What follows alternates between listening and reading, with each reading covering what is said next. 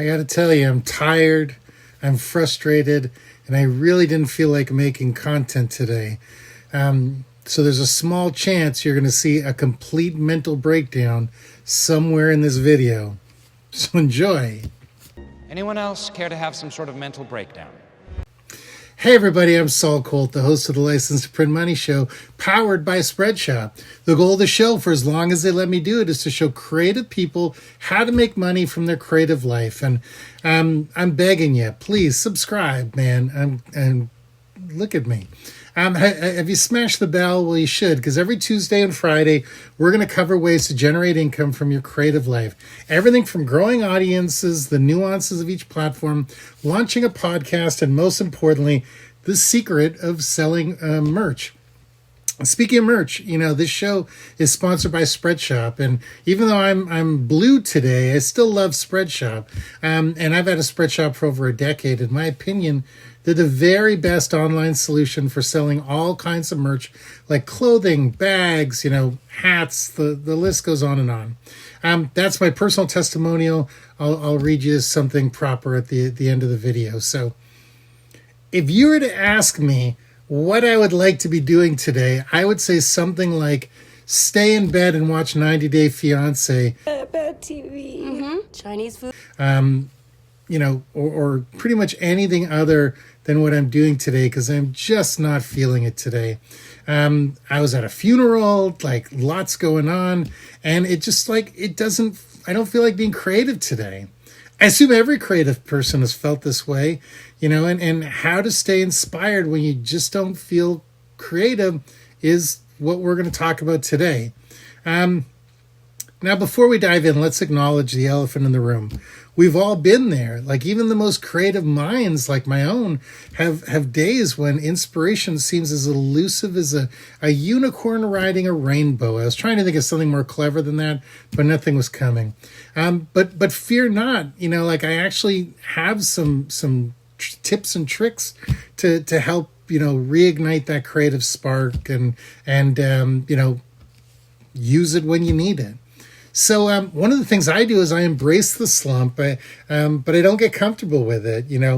It's okay to have creative slumps. Even the best of us experience dry spells. Yeah, well, everyone has a dry spell, Ebert. But the key is to not wallow in it. Embrace the slump, acknowledge the slump, and then kick it out. Don't make it, comfortable and don't give it a warm environment to live, Sometimes all you need to do is change the scenery to shake things up. Get out of your usual workspace, go for a walk, work from a coffee shop, surround yourself with different sights and sounds. I wouldn't say a coffee shop is the perfect office, but I'll admit it means something to me. It can be surprisingly refreshing for your creative juices. I like to go for a drive. I like to take a hot bath. You wouldn't know it from looking at me, but I like to do some push-ups. I walk around my house naked. Your creativity, your bravery, and your taffy nipples. Anything other than trying to be creative at that moment. And then, I usually am able to be creative because I'm not trying to be creative. Inspiration can really come from anywhere. And as a creator, you might be tempted to stay within your industry for inspiration, but don't limit yourself. I explore art, music, literature. What exactly do you know about literature, art, or creativity? Sometimes the most innovative ideas come from the most unexpected places. I've had one of my best and funniest ideas ever while taking a break from being creative and watching a documentary called Capturing the Freedmans that is about something very dark and not very funny. Things can come from anywhere. And one of the things I've noticed is establishing a routine for creativity is a game changer. Think of it as your secret sauce that unlocks your creative potential.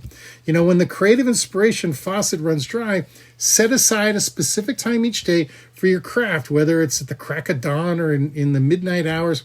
Pick a time that suits your creative rhythm.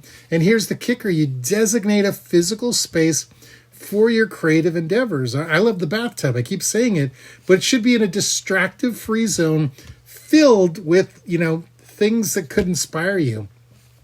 Consistency in practice is really the key, and it'll help bulldoze you through your time of uncreativeness. Sometimes fear of trying new things or stepping outside your comfort zone can be the thing that knocks down your doubt. Embrace changes and push your creative boundaries.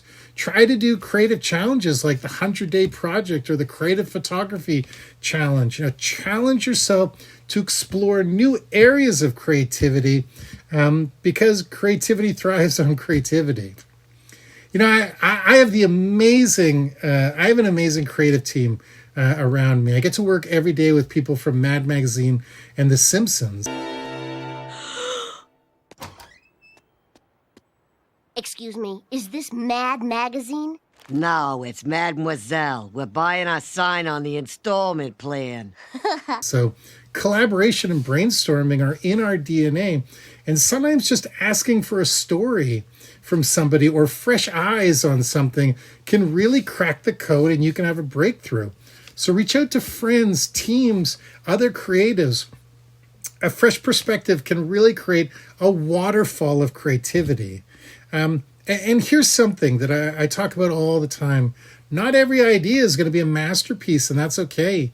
Consistency is about showing up, experimenting, and being fearless in your exploration. Give yourself permission to create throwaway work without the fear of judgment. Perfection is rarely achieved on the first try. So here's like the punchline. The key to consistency isn't just inspiration, it's action. Sometimes you'll create garbage, and I mean absolute garbage. But on the other side of that garbage is your best stuff. Judd Apatow always talks about the concept of a vomit pass. Basically get everything out of you and on paper. But I couldn't stop. It just kept coming up like word vomit. Then take a break and look at it all with fresh eyes and edit and improve until you have something you like much better.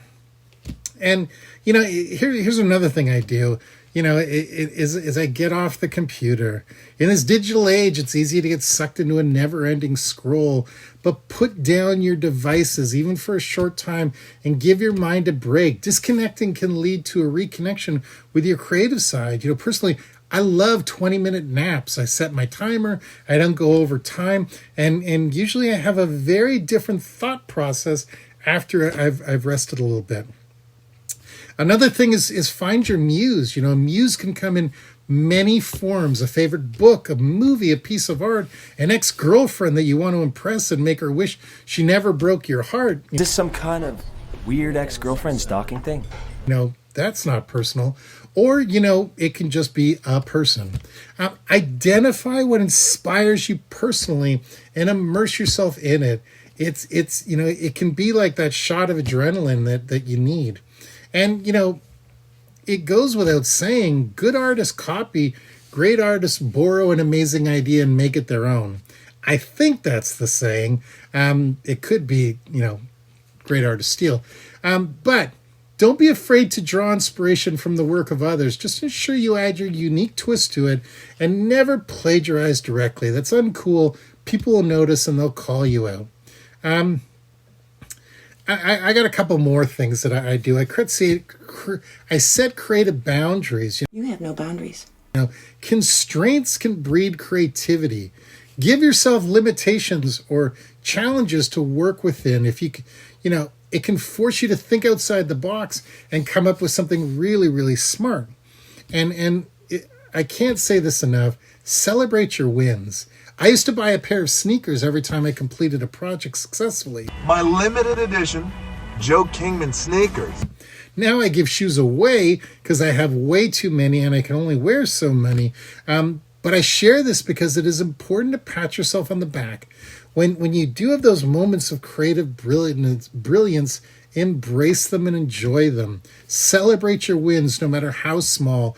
Positive reinforcement can be a powerful motivator.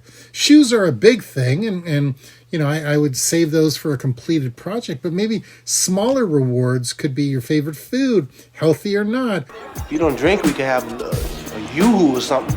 Or perhaps you reward yourself with a crank call to somebody. Nothing's funnier than a crank call. So that's kind of all I got, a slew of tips to stay inspired when you're not feeling particularly creative. Remember, it's all about creating that creative muscle and keeping it flexed, pumped, whatever the cliche, even on the days where it feels like lifting a creative dumbbell is the last thing you want to do. And if all else fails, take a page out of Mad Magazine book and throw a pie in your own face. Sometimes laughter is the best inspiration of all.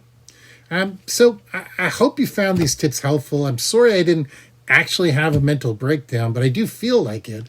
And as always, stay creative, stay inspired, and remember, creativity knows no bounds, especially when you're designing your own merch to sell in your Spreadshop store. So what is Spreadshop? Well, by now I hope you know, because we're like 20 episodes in on these. But in case you don't, Spreadshop is the ultimate solution for creating and selling custom merchandise online. Spreadshop offers an extensive range of very high quality products, including t-shirts, hoodies, hats, bags. List goes on and on and on and on and on. All you have to do is upload your designs to Spreadshop, and they take care of all the heavy lifting. No need to worry about production, inventory, or fulfillment. Visit www.spreadshop.com today and tell them I sent you. Tell them Saul sent you.